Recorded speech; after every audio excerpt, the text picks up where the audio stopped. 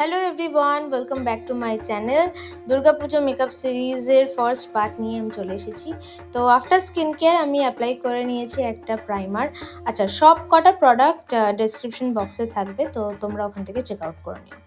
তারপর একটা colour correcting palette থেকে আমি যেখানে যেখানে আমার ইমপারফেকশন আছে সেই জায়গাগুলো একটু কালার কারেক্ট করে নিচ্ছি।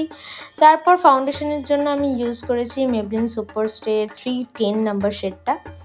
আর এখানে কনসিলারের জন্য অ্যাপ্লাই করেছি আমি লরিয়াল ইনফ্যালিবল একটা কনসিলার। এই কনসিলারের কভারেজটা আমার খুব পছন্দের, খুব একটা ড্রাইও না, খুব একটা ওয়েটও নয়। তো এটা স্কিনে খুব তাড়াতাড়ি অ্যাবজর্ব করে যায় এবং কভারেজটা খুব ভালো। তো আমি একটা ওয়েট বিউটি ব্লেন্ডার নিয়ে এটাকে ভালো করে ব্লেন্ড করে নিয়েছি।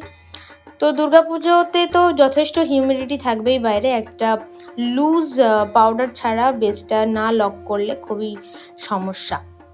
তাই একটা রেভলিউশনের লুজ পাউডার আমি ইউজ করেছি এখানে। তারপর ওটাকে স্মুথ আউট করার জন্য মেবলিনের একটা কম্প্যাক্ট ইউজ করেছি।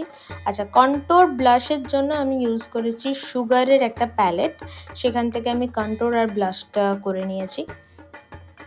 এই ব্লাশের যে কালারটা, এটা খুব সুন্দর একটা কালার, তার জন্য আমার খুব ভালো লাগে। আজকের আই মেকআপটা খুবই ইজি, একটা ব্রাউন স্মোকি আই মেকআপ করার চেষ্টা করেছি। তো প্রথমেই একটা প্যালেট থেকে আমি একটা ব্রাউন কালার নিয়ে মিডল আই থেকে শুরু করে পুরো আইটা অবধি আমি ওই বেস কালার হিসাবে ইউজ করে নিয়েছি ব্রাউনটা। তারপর একটা লাইট ব্রাউন কালার নিয়ে খুবই হালকা হাতে ওটাকে ব্লেন্ড করেছি। এটা খুবই হালকা হাতে করতে হবে, কারণ এই ব্লেন্ডিংটা যদি স্মুথ না হয় তাহলে দেখতে ভালো লাগবে না। তারপরে আমি আবার একটু ব্রাউন নিয়ে ভালো করে জায়গাটা ইন্টেন্সিফাই করে দিয়েছি। একটা লাইনার ইউজ করেছি, আর তোমরা যে কোনো আইলাইনার ইউজ করতে পারো। আমি এখানে একটা রিকর্ডের আইলাইনার ইউজ করেছি। একটা ছোট্ট উইং করেছি। এই উইংটা থাকলে খুব সুন্দর একটা চোখের টানা টানা এফেক্টটা থাকে। আর একটা পেন্সিল ব্রাশ নিয়ে আমি এজের জায়গাটাকে একটু হালকা ব্লেন্ড করে নিয়েছি।